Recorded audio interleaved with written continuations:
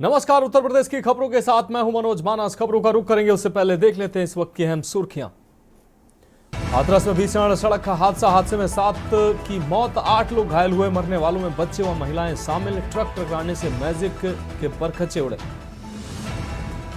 PM के आगमन को लेकर प्रभारी मंत्री ने की बैठक। प्रयागराज में मंत्री नंदी के आवास पर हुई सांसदों और विधायकों की अहम बैठक। फतेहपुर में नूरी जामा मस्जिद पर बुलडोजर की कार्रवाई। अतिक्रमण के दायरे में था मस्जिद का एक हिस्सा। पीडब्ल्यूडी ने पहले ही जारी किया था नोटिस।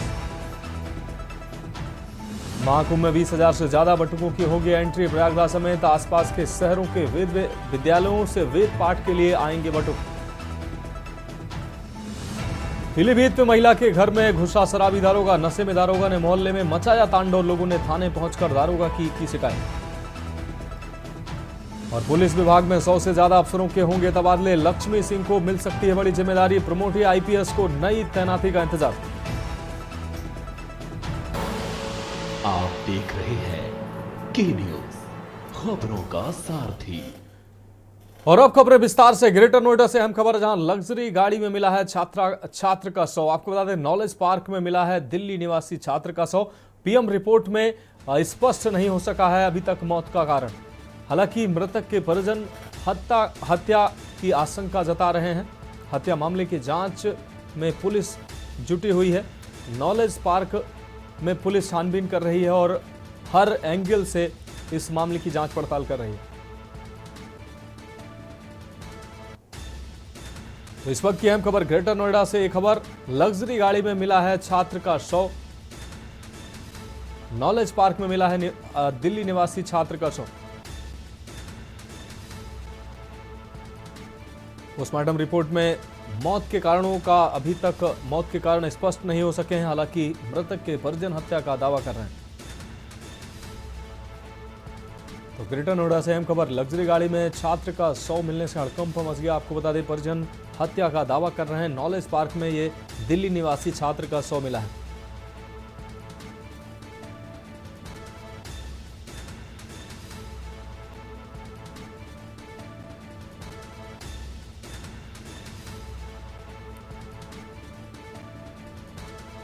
तो ग्रेटर नोएडा से यह अहम खबर, लग्जरी गाड़ी में मिला छात्र का शव। दिल्ली निवासी छात्र का शव नॉलेज पार्क में लग्जरी गाड़ी में मिला है।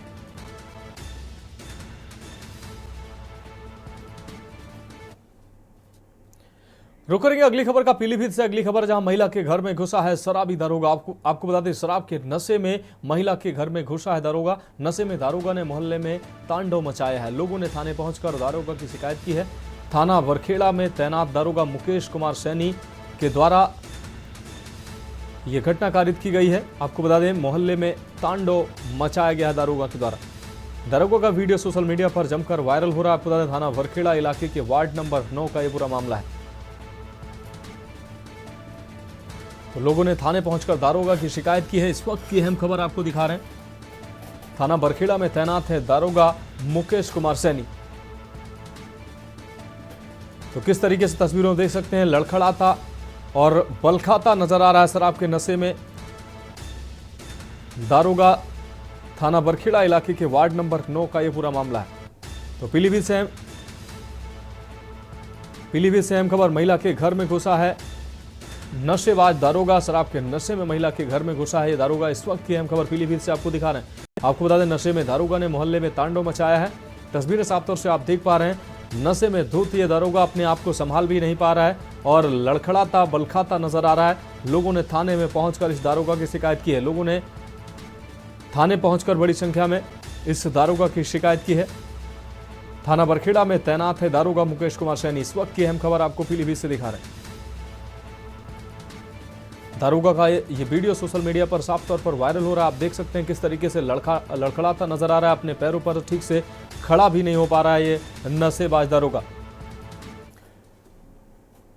अब बढ़ेंगे अगली खबर की ओर। कासगंज से अगली अहम खबर, जहां मोक्ष एकादशी पर सोरू में होगी पंचकोशी परिक्रमा। आपको बता दें, परिक्रमा में देश भर से साधु संत प्रतिभाग करेंगे।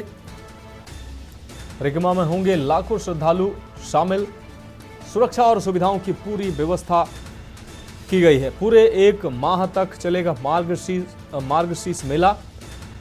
मार्ग पर लाइट और सुविधाओं का पूरा इंतजाम किया गया है। इस दौरान पंचकोसी परिक्रमा को लेकर भी पूरी तैयारियां की गई हैं। वैश्विक शिक्षा मंत्री ने कल मेले का शुभारंभ किया।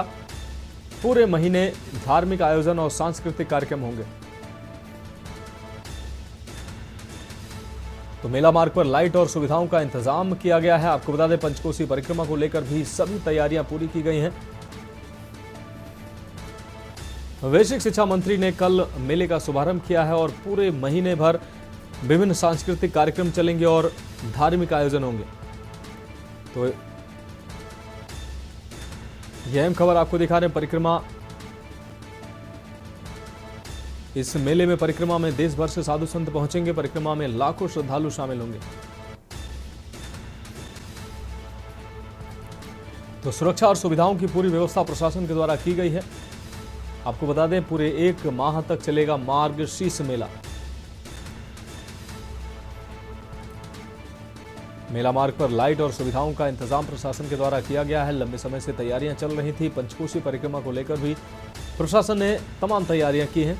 इस मेले और परिक्रमा में लाखों श्रद्धालु, लाखों की संख्या में साधु संत शामिल होंगे। वैश्विक शिक्षा मंत्री ने कल इस मेले का शुभारंभ किया था।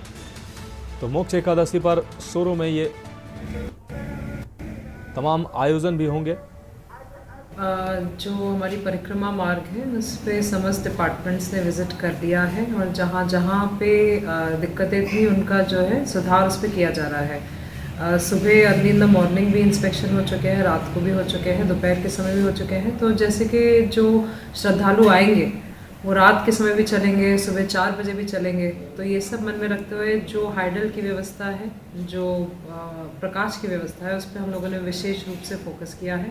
साथ में शौचालय और रुक के बैठने के लिए जो स्थान है उनकी व्यवस्था, और कुछ जगहों पे विशेष रूप से स्पेशल ड्यूटी लगाई गई है। और वहाँ पे अनुरोध भी रहेगा सभी हमारे जनपद वासियों से कि बड़े ध्यानपूर्वक चलें। और साथ में पानी की व्यवस्था, शौचालय की व्यवस्था, इन सारी चीज़ों पे हमारा तमाम फोकस रहेगा। और भीड़ तो मेरा सबसे अनुरोध है कि जितने लोग आएँ आगे आए, ये एक अच्छा मौका है। और सभी लोग से मेरा अनुरोध रहेगा कि जुड़े इसी प्रकार। करेंगे अगली अहम खबर का। खनिज सामग्री ढोने वाले तेज रफ्तार ओवरलोड वाहन की धमाचौकड़ी से स्कूली छात्र छात्राओं पर दुर्घटना का आपको बता दें, दुर्घटनाओं का साया मंडरा था साफ तौर पर नजर आ रहा है। डीएम से दुखड़ा रोने के बाद भी भारी वाहनों और जाम की समस्या से निजात नहीं मिल सकी है। इसलिए आजिज होकर अभिभावकों को सड़क जाम करने के लिए मजबूर होना पड़ा। हालांकि पुलिसिया दबाव के चलते प्रदर्शनकारी बहुत देर तक वाहनों का आवागमन ठप नहीं रख सके। आइए इस रिपोर्ट के माध्यम से दिखाते हैं आप।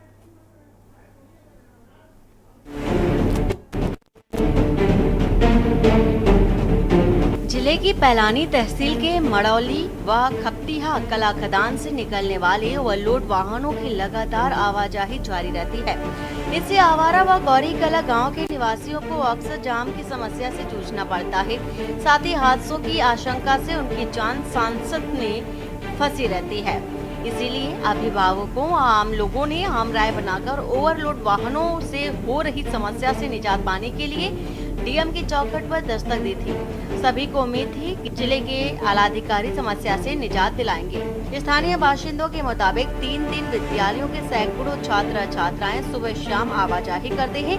ग्रामीणों का कहना है कि पहले खादान के वाहनों की आवाजाही बाहर से बनने वाले रास्ते से होती थी, लेकिन अब यह वाहन आबादी के बीच से होकर गुजरते हैं।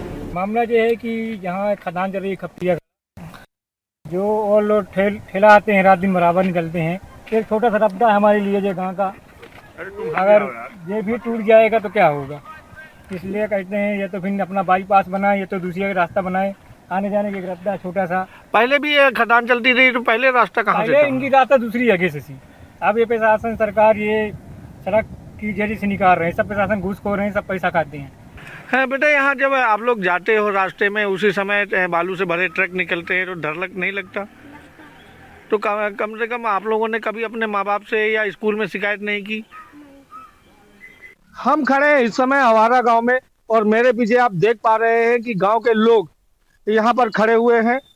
और सबसे बड़ी बात मैं आपको बता दूं कि ये गांव के लोगों ने ये रास्ता जाम किया है। यहाँ मड़ौली खदान पड़ती है और यहाँ खपतिया खदान, ये 2 खदानें यहाँ से संचालित है और दोनों खदानों से यहाँ से भारी मात्रा में यहाँ से ओवरलोड ट्रक यहाँ से निकलते हैं। यहाँ पर 3-3 विद्यालय पढ़ते हैं, जिससे यहाँ बच्चों के लिए एक जान का खतरा बराबर बना हुआ है। हालांकि यहाँ के गांव के लोगों का कहना है कि ये विद्यालय के समय पर या तो साधन बंद कराए जाने चाहिए या यहाँ पर स्पीड ब्रेकर बनाए जाने चाहिए। इस मामले पर यहाँ इन्होंने जिलाधिकारी से ही मुलाकात की थी और जिलाधिकारी ने 3 दिन का समय मांगा था कि वहां पर कुछ ना कुछ व्यवस्था कराई जाएगी, लेकिन इन 3 दिनों के जगह आज 1 हफ्ते हो गए हैं, अभी कुछ भी नहीं हुआ है, जिससे नाराज ग्रामीणों ने आज ये आवारा गांव में जाम लगा दिया है। और यहाँ पर हालांकि अभी थोड़ी देर पहले प्रशासन आया था, जाम को हटा करके धमकी देते हुए यहाँ से सारे ट्रक निकाल दिए गए, लेकिन ये ग्रामीण अपने गांव के बच्चों के लिए, अपने बच्चों की सुरक्षा के लिए तत्पर है और यहाँ पर रोड में आए हैं। आज हम बात करेंगे यहाँ के और भी लोगों से लगाए। मामला इस बात का है कि हमारे यहाँ इंटर कॉलेज भी है, प्राइमरी स्कूल है, जूनियर स्कूल है, जिसमें से बच्चे सुबह 9 बजे निकलते हैं घर से, 3:30 बजे छुट्टी होती है। और ओवर ब्रिज आप देख रहे हैं कि गाड़ी खड़ी है, अगर रात में देखा जाए, दिन में भी देखा जाए, ओवरलोड गाड़ी आए पर दिन पर निकलती है। हमने 3 दिन 4 दिन पहले माननीय महोदय जी डीएम साहब को हमने अवगत कराया था, प्रार्थना पत्र भी दिया था, 3 दिन की मोहलत भी दिया था, पर कोई सुनवाई नहीं हुई। आज हमने सभी किसानों ने मिलकर के हमने गाड़ी रोकी। ग्रामीणों का कहना है कि खादान से भरे वाहनों के लिए आबादी के बाहर रास्ता न तैयार कराने की स्थिति में विद्यालय समय पर आवागमन प्रतिबंधित किया जाना चाहिए। इसके अलावा आबादी में सड़क पर स्पीड ब्रेकर्स का निर्माण कराया जाना चाहिए। ओवरलोड वाहनों को अचानक ब्रेक लगाकर रोकना मुश्किल होता है, इसलिए पुलिस को निर्धारित की जाने वाली गति सीमा का पालन करना चाहिए। साथ ही सड़क किनारे पार्क होने वाले वाहनों के खिलाफ भी अभियान चलाया जाना चाहिए। बांदा से के न्यूज के लिए भगत सिंह की रिपोर्ट। और इस बीच लखनऊ से बड़ी खबर सामने आ रही। इस वक्त की बड़ी खबर आपको लखनऊ से दिखा रहे हैं।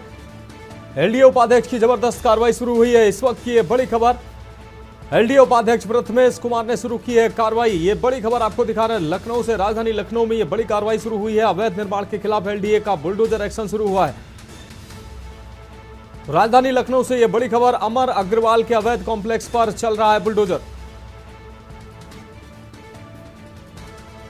अमर अग्रवाल के अवैध कॉम्प्लेक्स पर बुलडोजर की ये बड़ी कार्रवाई शुरू की गई है। आपको बता दें एलडीए जोन 5 में बना है ये अवैध कॉमर्शियल कॉम्प्लेक्स।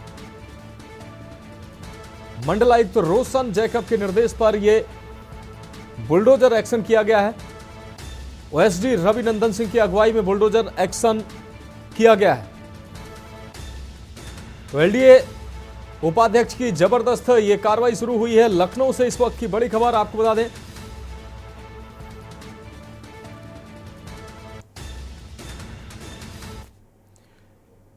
अब बढ़ेंगे अगली खबर की ओर। बांग्लादेश में हिंदुओं के नरसंहार के विरोध में कानपुर के कचहरी स्थित जीएनके कॉलेज मैदान में एक धार्मिक गुरुओं द्वारा आयोजित, जिसमें भारतीय जनता पार्टी के सभी नेताओं सहित हिंदूवादी संगठन, बजरंग दल, विश्व हिंदू परिषद तथा व्यापारिक एवं सामाजिक संगठनों ने इस कार्यक्रम में प्रतिभाग किया है। आपको बता दें कार्यक्रम के आयोजक अरुण पुरी महाराज ने सभा को संबोधित करते हुए कहा कि अब हिंदू समाज चुप नहीं बैठेगा। बहुत दिन हिंदू समाज ने अत्याचार सहा है। आपको बता दें मक्खन चाटने वाले और बांसुरी बजाने का समय अब बीत चुका है। हिंदू समाज अब जाग गया है और अन्य धर्म, जैन धर्म, बौद्ध धर्म, सिख समुदाय के धर्म गुरुओं ने हाथों में तलवार और तख्तियां लेकर और मंगलमुखी लोगों ने धरना स्थल पर पहुंचकर आपको बता दें शोभा बढ़ाई। जनसभा को संबोधित करते हुए कहा कि भारत के पास 36 हवाई हमला शस्त्र हैं ये 36 हवाई हमला शस्त्र। यदि जरूरत पड़े तो केंद्र सरकार 2 शस्त्रों का मुंह बांग्लादेश की ओर घुमा दे तो बांग्लादेश को अपनी औकात पता चल जाएगी।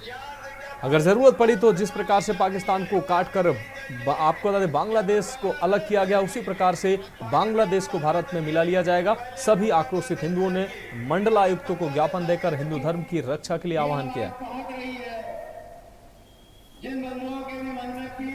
अपने विचार रखने के लिए अपनी आगे तैयारी रखेंगे। बाकी जो वक्ता आएंगे संत उनके बाद अमित सिंह जी को मिलती रहे ऐसा समायोजन करते हुए। देखिए बांग्लादेश में जिस तरह खासकर हिंदुओं और अल्पसंख्यक, चूंकि वहाँ पे अल्पसंख्यक हिंदू, सिख, बौद्ध और जैन सारा ही समाज है और पूरे वर्ल्ड के अंदर किसी भी कंट्री में हर व्यक्ति को रहने की पूर्ण आज़ादी है।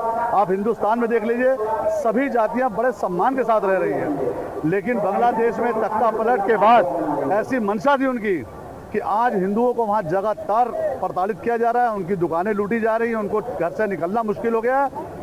तो बांग्लादेश सरकार अभी होश में आ जाए।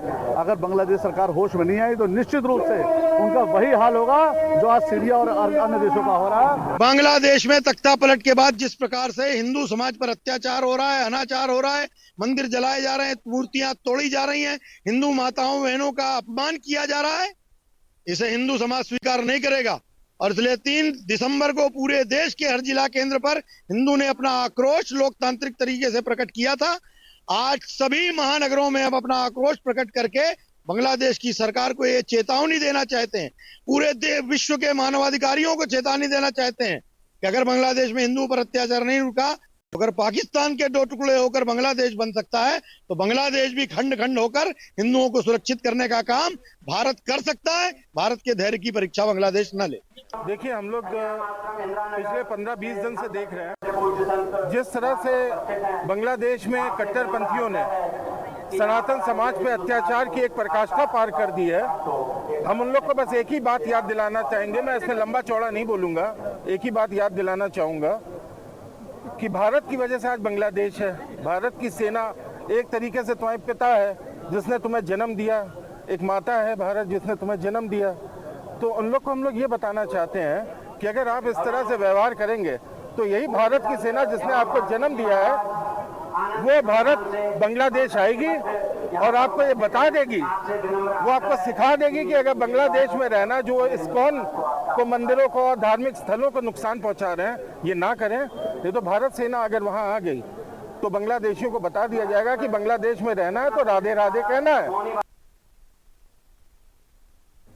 अब बढ़ेंगे अगली खबर की ओर। तीर्थराज प्रयाग में आयोजित हो रहे महाकुंभ में श्रद्धालुओं, खासकर बुजुर्गों का बेफिक्री से आस्था की डुबकी लगाना मुमकिन होगा। योगी आदित्यनाथ के नेतृत्व में सूबे की सरकार इस बार पर्याप्त चिकित्सा संसाधन जुटाने को प्रतिबद्ध है। डिप्टी सीएम स्वास्थ्य मंत्री ब्रजेश पाठक व चिकित्सा शिक्षा राज्य मंत्री मयंकेश्वर शरण सिंह ने आज वर्चुअली बैठक कर महाकुंभ की तैयारियों की समीक्षा की है। ये रिपोर्ट देखते हैं।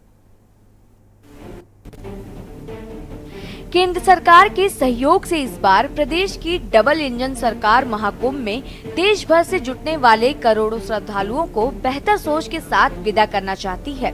इसलिए योगी के भरोसेमंद अफसरों में गिने जाने वाले वरिष्ठ IAS अधिकारी विजय किरण आनंद को नवगठित महाकुंभ जिले का DM बनाया गया। महाकुंभ में जुटने वाले श्रद्धालुओं को अन्य बुनियादी सुविधाओं सहित स्वास्थ्य संबंधित सहूलियतें मुहैया कराने पर सरकार का फोकस है। इसीलिए विभागीय कैबिनेट व राज्य मंत्री ने तमाम जिम्मेदारों के साथ वर्चुअल बैठक की। इस दौरान डिप्टी सीएम ने महाकुंभ परिसर में स्थापित किए जा रहे 100 और 25-25 बेड के दोनों अस्पतालों की व्यवस्थाएं समझी। साथ ही MOU करने वाले निजी अस्पतालों के जरिए महाकुंभ के मरीजों को बेहतर इलाज मुहैया कराने का निर्देश दिए। उन्होंने कहा कि सड़क पर संचालित होने वाली एम्बुलेंस के साथ जरूरतमंदों को मांग पर जल एम्बुलेंस सुविधा भी तत्काल उपलब्ध कराई जाए। महाकुंभ मेले को जो आगामी 13 जनवरी से प्रारंभ होकर के 23 फरवरी तक संपन्न होने वाला है, उसको व्यवस्थित सुनिश्चित कराने के लिए 13 जनवरी से लेकर 26 फरवरी तक स्वास्थ्य व्यवस्थाओं को सुव्यवस्थित, बेहतर और हर बीमार तक पहुंचने के लिए आज एक बड़ी समीक्षा बैठक संपन्न हुई है, जिसमें चिकित्सा शिक्षा विभाग, स्वास्थ्य विभाग, परिवार कल्याण, सभी विभागों के हमारे जो उच्च अधिकारी हैं वो उपस्थित थे, प्रमुख सचिव महोदय, और प्रयागराज से मेडिकल कॉलेज की प्रिंसिपल साहब, वहां के जो उच्च अधिकारी हैं सभी उपस्थित थे। हम सबकी जिम्मेदारी है कि प्रयागराज में जो महाकुंभ संपन्न होने जा रहा है, बड़ी संख्या में लोग आ रहे हैं। उम्मीद ऐसी की जाती है कि लगभग 45 करोड़ से अधिक श्रद्धालु, साधु संत, कल्पवासी, पर्यटक आने वाले हैं। ऐसे सभी आने वाले श्रद्धालुओं को, पर्यटकों को, साधु संत को स्वास्थ्य संबंधी कोई दिक्कत ना आए, और यदि कोई दिक्कत आती है तो उससे निपटने के लिए सारी व्यवस्थाएं संपन्न कर ली गई हैं। वहां पर 100 बेड का एक नया अस्पताल जो अस्थायी रूप से होगा बनाया जा रहा है। इसके अलावा 25 बेड के 2 अस्पताल, एक अरैल की तरफ, एक झूसी की तरफ अस्थायी रूप से भी बनाया जा रहा है। जनवरी की कड़कड़ाती ठंड में दुनिया के सबसे बड़े जमावड़े में पहुंचने वाले बुजुर्ग सहित चिकित्सीय परामर्श पर जीवन के शेष दिन बिताने वाले श्रद्धालुओं की अच्छी संख्या रहती है। इसलिए धार्मिक समागम में पहुंचने वालों के प्रति सरकार स्वयं को फिक्रमंद साबित करना चाहती है। महाकुंभ विदेशियों सहित देश के सभी राज्यों के सनातन पूजा पद्धति में भरोसा रखने वाले पहुंचते हैं। निश्चित तौर पर आस्था के वशीभूत होकर प्रयागराज पहुंचने वालों को सकुशल लौटकर अपनों के बीच पहुंचना चाहिए। लखनऊ से के न्यूज के लिए संदीप मिश्रा की रिपोर्ट। रुक रही अगली खबर का खबर चित्रकूट से है, जहां ब्राह्मण विरोधी अमर्यादित टिप्पणी करने को लेकर विवाद बढ़ता जा रहा है। जिला पंचायत सदस्य दलित नेत्री मीरा भारती द्वारा सोशल मीडिया के फेसबुक प्लेटफॉर्म पर ब्राह्मण विरोधी टिप्पणी की गई थी। इसके विरोध में आज भाजपा नेत्री विनीता द्विवेदी, ममता तिवारी ने समर्थकों के साथ कलेक्ट्रेट व एसपी ऑफिस पहुंचकर प्रदर्शन किया। उन्होंने आरोप लगाया कि सस्ती लोकप्रियता पाने के लिए ब्राह्मणों को लेकर उकछी बयानबाजी की गई है।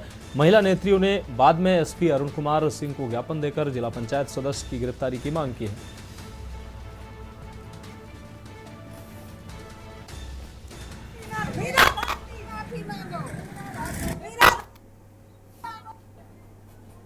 मीरा भारती के खिलाफ आंदोलन करने आए थे और एसपी महोदय से मिले हैं, और एसपी महोदय जी ने बोला भी, आश्वासन भी दिया कि जो उचित कार्रवाई होगी उनके खिलाफ हम करेंगे। और इस चीज को सभी मानते हैं कि जो टिप्पणी उसने की है बहुत ही अभद्र टिप्पणियां किया। एक महिला हो के महिलाओं के बारे में उसने अभद्र टिप्पणियां किया है, और फेसबुक के माध्यम से किया था कि जाति पाति की करो विदाई, अब ब्राह्मण की बेटी चमार की लुगाई। क्या ये शोभा देता है? एक महिला का शोभा देता है? इसके खिलाफ हम यहाँ से लेके अगर कोर्ट तक भी हमको जाना पड़ेगा तो इसको जेल की सलाखों के बीच में हम पहुँचा करके ही रहेंगे। है कि ये जो सूचक शब्द इसने इस्तेमाल किया, ये कैसे कर दिया, इसकी कैसे हिम्मत हुई, कहाँ से इसको संरक्षण मिला? हम लोग तो चमार कहने में भी संकोच लगता है। हम उनको अपना भाई बनाते हैं, भाई मानते हैं, बनाते भी नहीं मानते भी हैं। आपने ये कैसे कह दिया कि ये मतलब ब्राह्मण की बेटी और चमार की लुगाई? चमार शब्द बोलने में भी हमें लगता है कि अरे छोटे भाई ये नहीं बोलना चाहिए। और आपकी हिम्मत कैसे हुई? ब्राह्मणों को टारगेट बना करके ये गलत सलत टिप्पणियां करती है, और चित्रकूट की मात्र शक्तियां कतई बर्दाश्त नहीं करेंगी। और चित्रकूट के साथ साथ भाई हम लोग के भी तो की होती तो अभी पूरी समाज की बेटियां जेल की रोटियां तोड़ रही होती, और सभी घरों में घुसे हुए हैं, और आज भी मीरा भारती स्वतंत्र घूम रही है। तो फिलहाल अभी के लिए उत्तर प्रदेश की खबरों में मेरे साथ इतना ही। मुझे दीजिए इजाजत और आप देखते रहिए के न्यूज इंडिया।